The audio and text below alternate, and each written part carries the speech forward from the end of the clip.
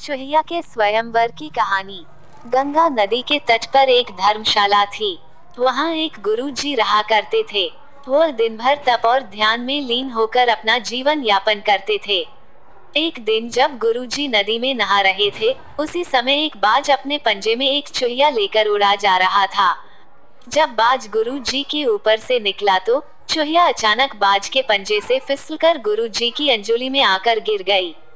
गुरु जी ने सोचा कि अगर उन्होंने चूहिया को ऐसे ही छोड़ दिया तो बाज उसे खा जाएगा। इसलिए उन्होंने चूहिया को अकेला नहीं छोड़ा और उसे पास के बरगद के पेड़ के नीचे रख दिया और खुद को शुद्ध करने के लिए फिर से नहाने के लिए नदी में चले गए। नहाने के बाद गुरु जी ने अपनी शक्तियों का इस्तेमाल करके चूहिया को एक छोटी लड़की में बदल दिया और अपने साथ आश्रम ले गए।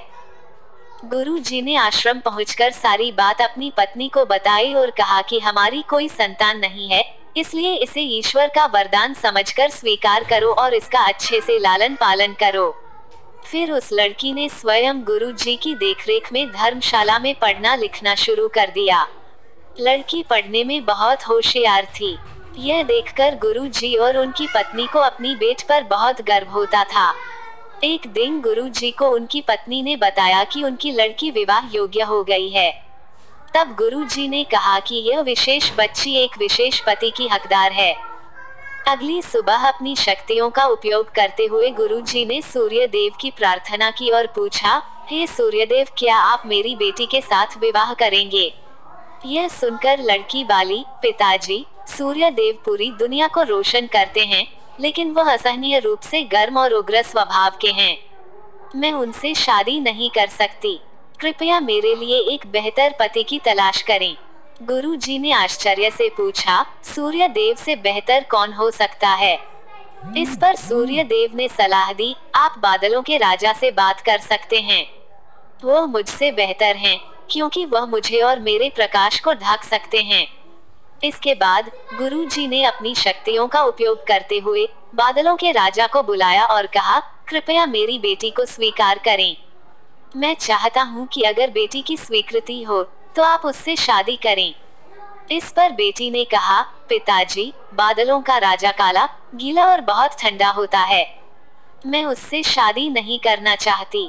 कृपया मेरे लिए एक बेहतर पति की तलाश करें। गुरु जी ने फिर से आश्चर्य में पूछा, भला बादलों के राजा से भी बेहतर कौन हो सकता है? बादलों के राजा ने सलाह दी, गुरुजी, आप हवाओं के भगवान वायुदेव से बात करें। वो मुझसे बेहतर हैं, क्योंकि वो मुझे कहीं भी उड़ा कर ले जा सकते हैं। इसके बाद गुरु जी ने फिर से अपनी शक्तियों का उपयोग करते हुए वायुदेव को बुलाया और कहा, कृपया मेरी बेटी के साथ विवाह स्वीकार करें, अगर वह आपको चुनती है तो। लेकिन बेटी ने वायुदेव से भी विवाह करने से इनकार कर दिया और कहा, पिताजी, वायुदेव बहुत तेज हैं। वो अपनी दिशा बदलते रहते हैं। मैं उनसे शादी नहीं कर सकती। कृपया मेरे लिए एक बेहतर पति की तलाश करें। गुरु जी फिर सोचने लगे, वायुदेव से भी बेहतर कौन हो सकता है? इस पर वायुदेव ने सलाह दी, आप पहाड़ों के राजा से इस विषय में बात कर सकते हैं। वह मुझसे बेहतर है, क्योंकि वह मुझे बहने से रोक सकते हैं। इसके बाद गुरु जी ने अपनी शक्तियों का उपयोग करते हुए पहाड़ों के राजा को बुलाया और कहा, कृपया मेरी बेटी का हाथ स्वीकार करें। मैं चाहता हूँ कि अगर वह आपको पसंद करती है तो आप उससे शादी करें। फिर बेटी ने कहा, पिता, पहाड़ों के राज बहुत कठोर हैं। वह अचल हैं। मैं उससे शादी नहीं करना चाहती। कृपया मेरे लिए एक बेहतर पति की तलाश करें। गुरु जी ने सोचा, पहाड़ों के राज से भी बेहतर कौन हो सकता है? पहाड़ों के राजा ने सलाह दी, गुरुजी, आप चूहे के राजा से बात करके देखिए। वो मुझसे बेहतर है, क्योंकि वह मुझ में छेद कर सकता है।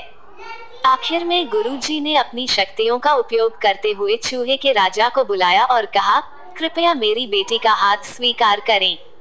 मैं चाहता हूँ कि आप उससे शादी करें, अगर वह आपसे शादी करना चाहे। जब बेटी चूहे के राजा से मिली तो वह खुश होकर शादी के लिए राजी हो गई। गुरु ने अपनी बेटी को एक सुंदर चूहिया के रूप में वापस बदल दिया। इस प्रकार गुरु जी की बेटी चूहिया का स्वयंवर संपन्न हुआ।